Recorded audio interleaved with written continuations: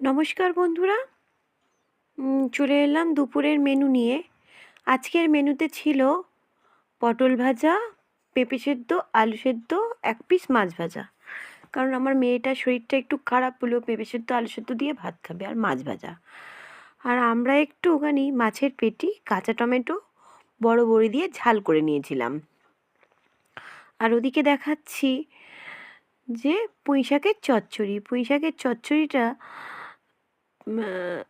চিংড়ি মাছ আর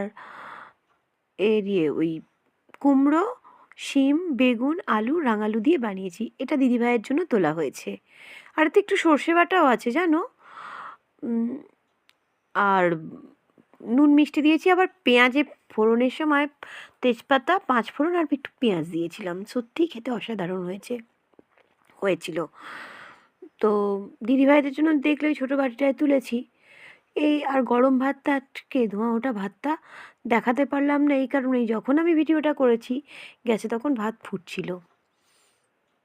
তো তোমাদের ভিডিওটা ভালো লাগলে লাইক, কমেন্ট, শেয়ার করো।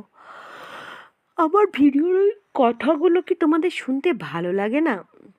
তাহলে কেন আমি তোমাদের মতো তত্তর করে উপরে উঠতে পারছি না? কেন আমার পাশে থাকছো না? একটু বলবে প্লিজ?